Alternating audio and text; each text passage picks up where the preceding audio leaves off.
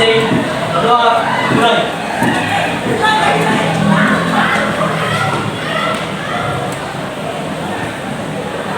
Doa, selesai. Sebelumnya, perkenalkan nama kapan Anda udah selesai ini.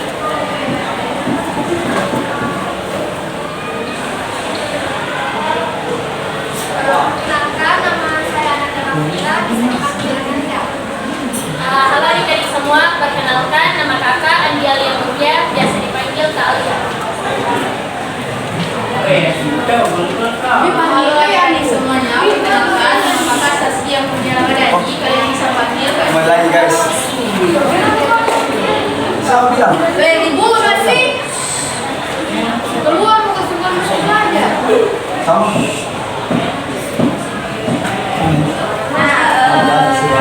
Pada pertemuan kali ini, kakak akan membawakan bimbingan pramuka dengan tema soft skill di era 4.0. Nah, adapun tujuan kakak memberikan topik ini kepada kalian agar kalian dapat mengetahui era revolusi industri 4.0, agar kalian juga dapat mengetahui alasan pentingnya memiliki soft skill di era revolusi industri 4.0. Dan agar kalian juga dapat mengidentifikasi soft skill yang dibutuhkan dalam suatu pekerjaan. Nah, pada layanan kali ini kalian mendengarkan materi yang akan disampaikan oleh rekan saya, lalu mengisi lembar kerja peserta didik dan lembar penilaian hasil.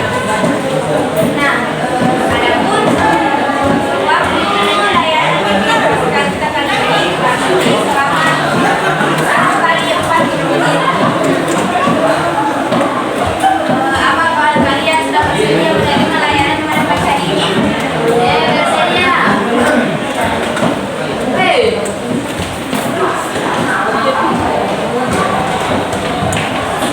Sebelum masuk ke materi, ayo kita stretching dulu. Semua berdiri.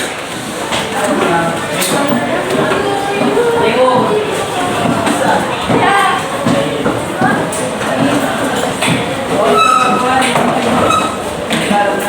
Ini namanya itu tepuk pagi, siang, malam. Kalau tepuk pagi satu kali. Apa bedanya?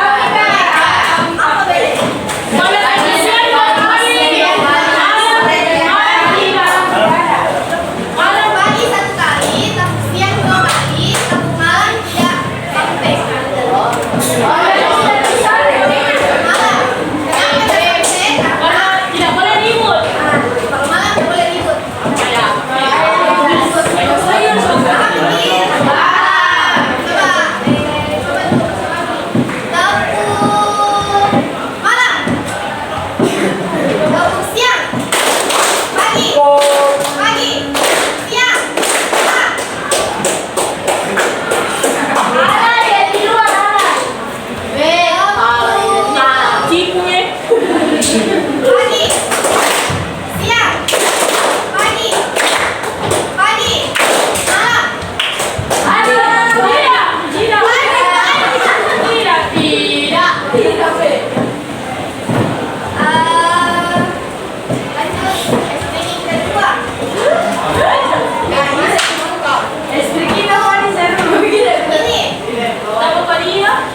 Ya kalian udah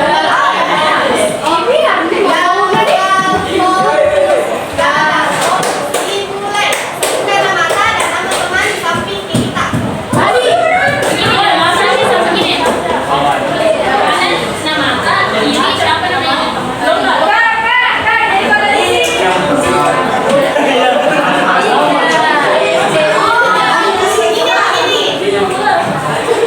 Acak saja.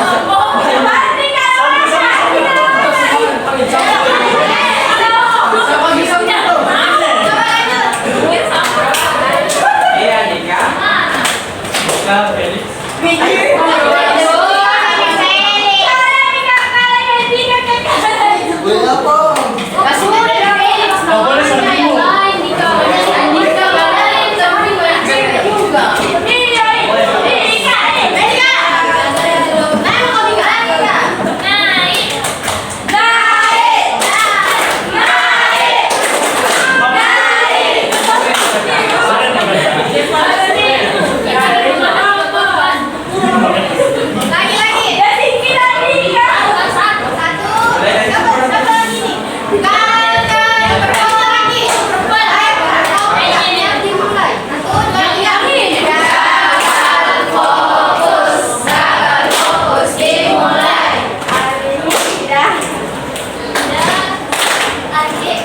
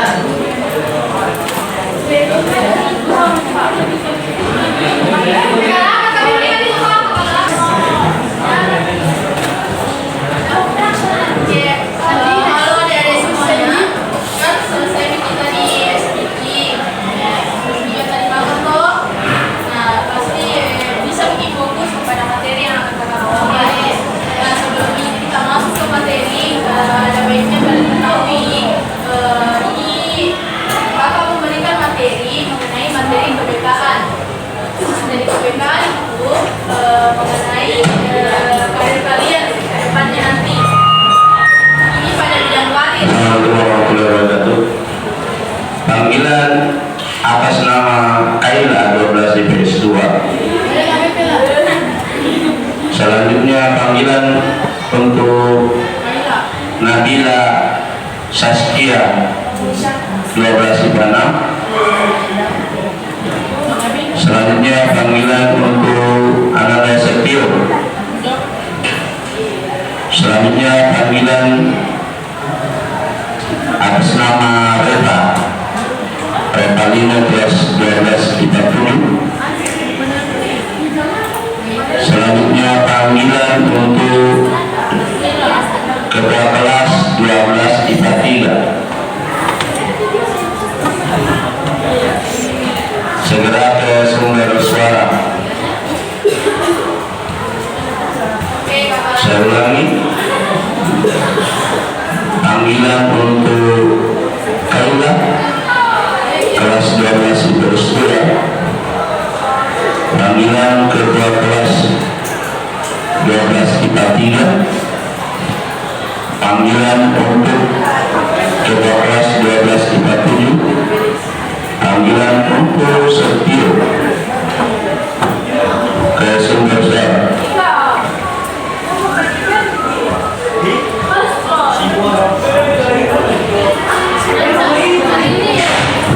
Hari ini, oke, mari kita sebutkan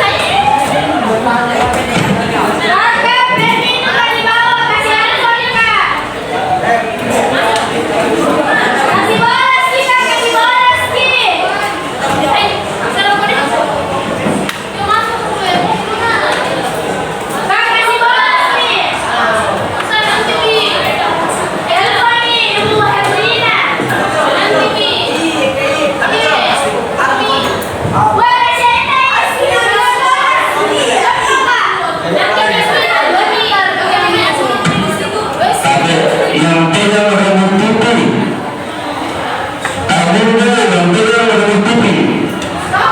Asal dulu yang mencoba. Jangan sembunyi. Oke, bisa perhatian kembali. Kalau ada temannya, jangan lucu kalau boleh. Kakak sebentar saja kasih materi. Oke, lanjut. Materi yang kakak akan bawakan ini soft skill di era 4.0 atau 4.0. Kalian harus mengenali bagaimana soft skill itu dibutuhkan pada era sekarang ini atau era 4.0.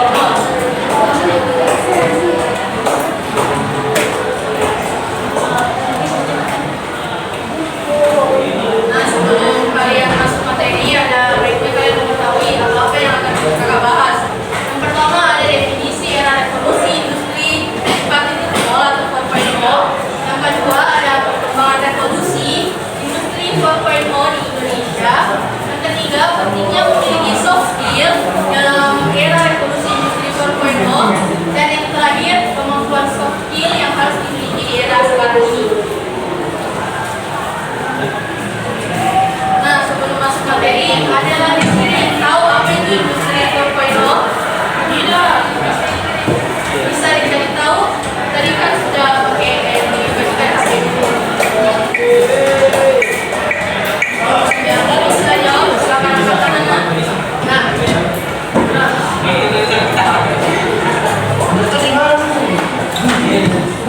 Ada yang tahu?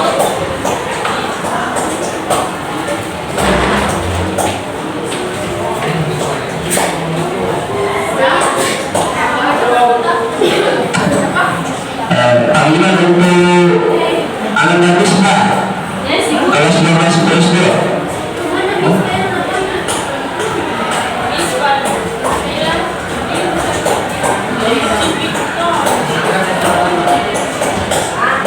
Panggilan untuk anak Adina bersama dengan Novita Salsabila kelas 12 IPA 3 dan Matilda kelas 12 IPA 3.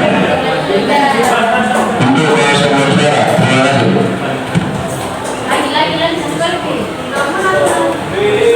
Upaya transformasi menuju perbaikan dengan mengintegrasikan dunia online dan ini produksi industri, di mana semua proses produksi berjalan dengan internet sebagai platform.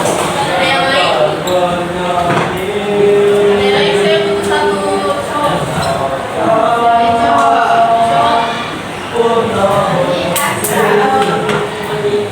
apa itu apa yang dimaksud dengan revolusi industri 4.0?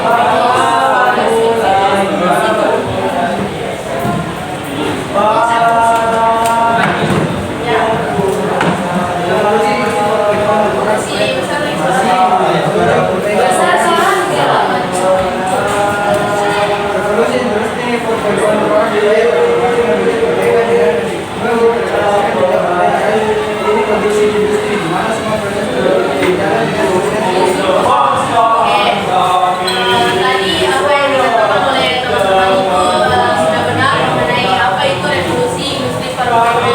Nah, revolusi ada bagian lain. Ada panggilan untuk Adina dan Novita Salsabila dan Matilda.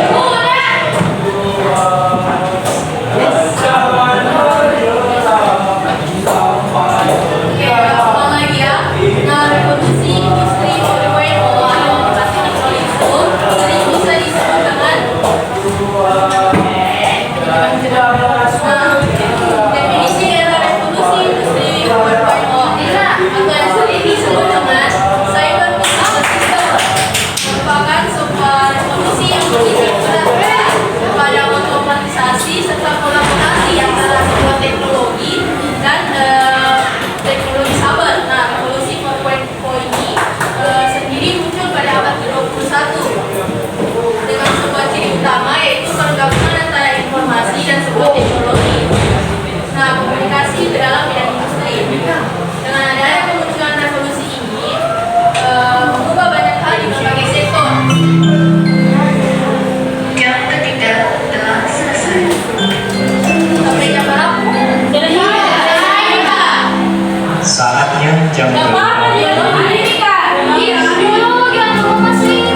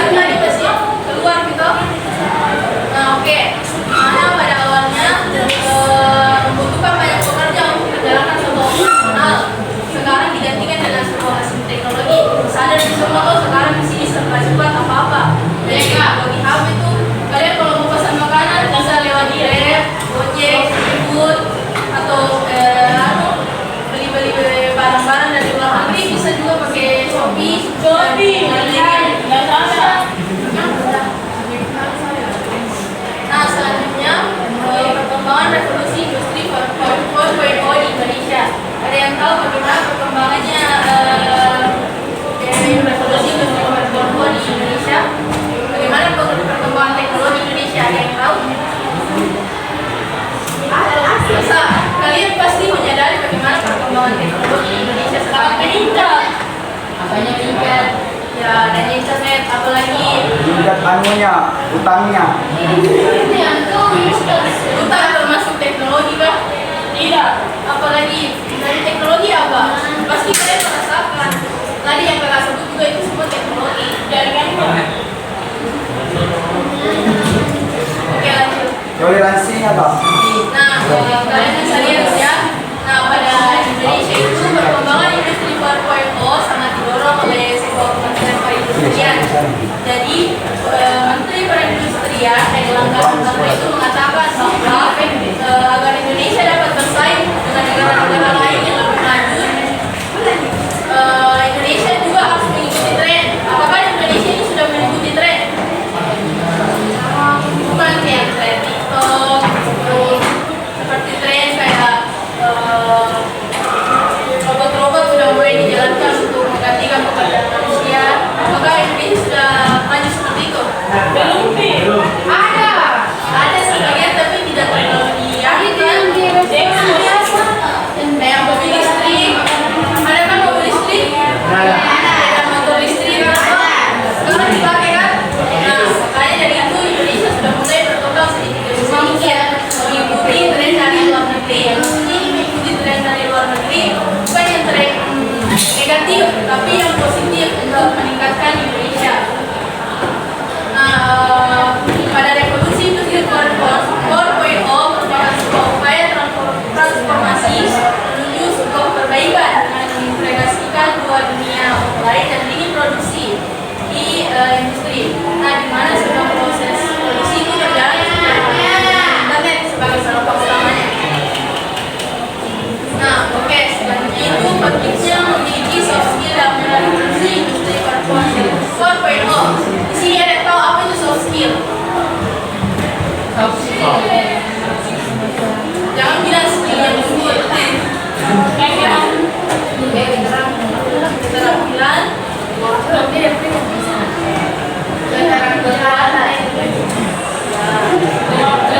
kemampuan yang ada di dalam diri kalian sama kalian.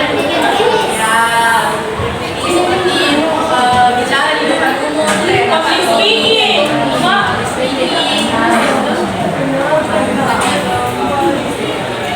Nah, kalau kalian ketahui toh dalam menghadapi revolusi industri 4.0 ini ditandai dengan banyaknya persaingan dan kompetitif. Kalian setelah lulus SMA ini akan bersaing lagi menuju ke kuliah. Siapa yang mau kuliah di sini? Banyak kan? Kalian akan melanjutkan kuliah. Otomatis kalian juga akan bersaing dengan teman-teman kalian. Masuk jurusan yang sesuai dengan minat kalian, bakat kalian. Nah, setelah dari kuliah, kalian akan lebih berat menghadapi namanya persaingan yang sangat kompetitif dalam memasuki dunia pekerjaan.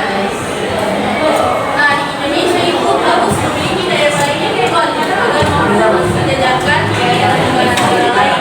Di antara faktor yang dapat menjadi penentu kesuksesan karir seseorang sekarang ini adalah skill khusus.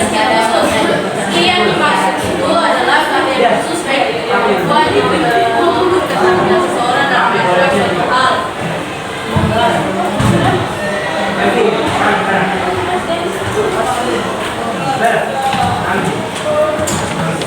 Oke, sekarang kan kalian merdeka kan?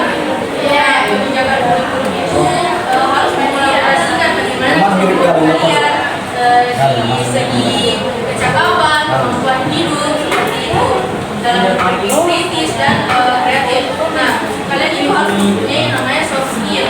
Kalian harus mengasah soft skill kalian dari sekarang ini karena masuk dunia pekerja hal yang paling dibutuhkan sekarang itu namanya soft skill. Kalau kalian pintar, alhamdulillah bagus. Tapi kalau kalian tidak pintar kritis, tidak bisa membaca dengan masalah, hal itu tidak bisa, kalian tidak bisa bertahan lama di dalam dunia pekerjaan. Jadi harus kita kembangkan namanya begitu penting memiliki soft skill.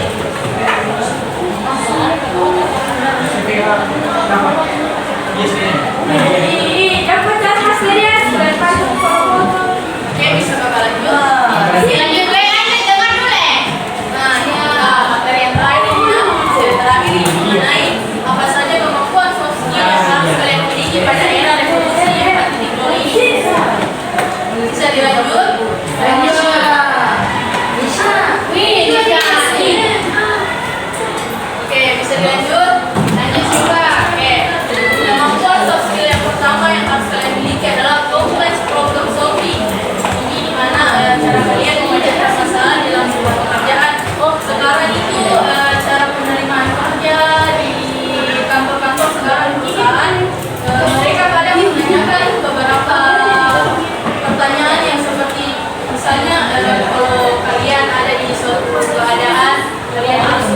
sebagai apa. Kalian harus mengapa, kalian harus lakukan seperti apa. Kadang kayak begitu, pas interview kerja kan, sekarang pertanyaan-pertanyaan begitu harus dia masuk. Karena mereka akan menilai bagaimana cara kalian menyelesaikan suatu permasalahan. Nah, pada tahun 2015 ini, kemampuan memecahkan masalah kompleks masih menjadi skill nomor 1 yang paling dicari di perusahaan-perusahaan. Nah, pada dasarnya pemecahan masalah itu yang rumit, tapi diiringi sebuah skill lainnya. Skill lainnya yaitu ada berpikir kritis. Nah, berpikir kritis ini merupakan sebuah inovasi yang tidak akan dapat terwujud tanpa pikiran yang kritis.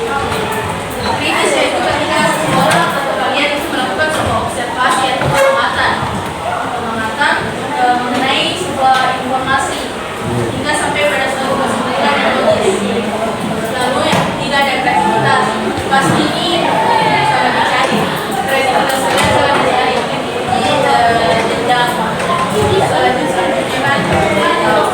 Lalu kecerdasan emosional. Kecerdasan emosional itu merupakan skill yang sangat dibutuhkan selanjutnya. Berarti kalian bisa mampu mengelola emosi kalian dengan baik. Tidak hanya mengelola waktu, kalian juga harus mampu mengelola emosi kalian dengan baik.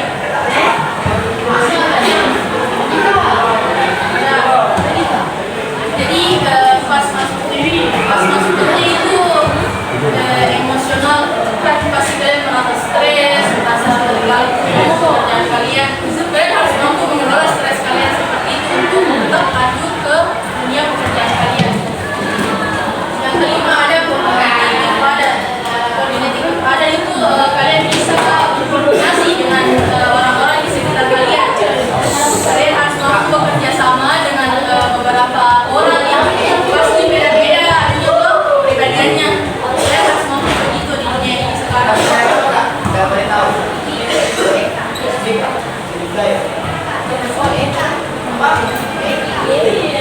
Selanjutnya judgment and decision making, kemampuan untuk mengambil keputusan dalam kondisi siapapun, termasuk ketika sedang berada di bawah tekanan. Pastinya karena kalian stres dan itu pasti harus mengambil sebuah keputusan yang baik untuk pekerjaan kalian. Lalu yang ke-8 service orientation, aktivitas yang dilakukan tujuan akhir dapat memberikan layanan pribadi yang mendengarkan tidak hanya pekerjaan. Misal pekerjaan kalian kayak apa, nanti jadi guru BK atau psikiater atau dokter, nanti kalian akan mendengarkan apa keputusannya pelanggan kalian, apa keputusannya pasien kalian, harus kita dengar.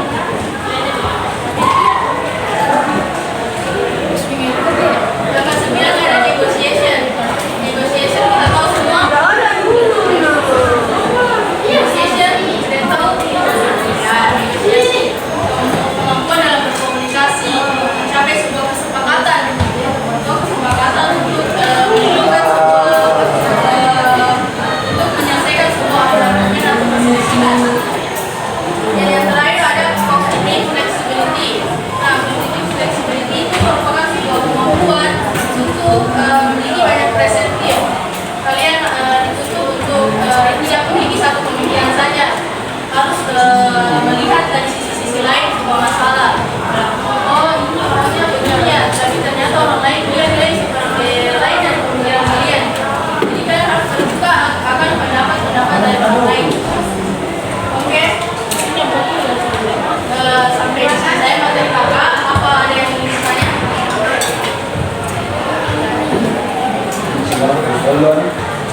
Kalau sudah tidak ada, bisa cerita. Oh, bukan maksudnya. Nanti kakak ada soal yang kalian isi ya. Tahu ya?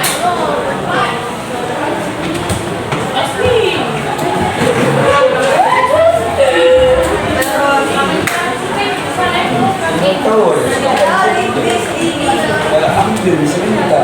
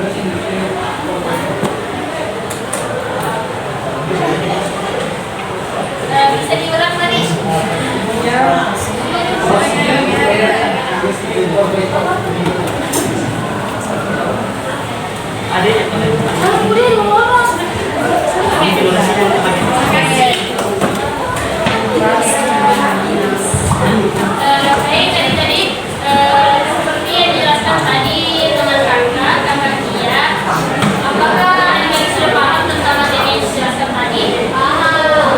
Nah, jangan.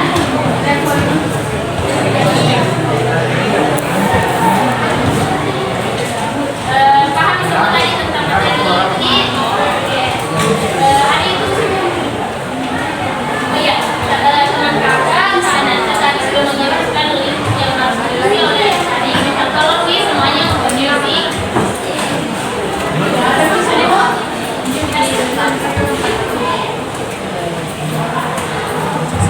Oke, terima kasih adik atas waktu yang diberikan. Dimohon untuk diisi, jadi minta tolong misalkan. Terima kasih. Sama.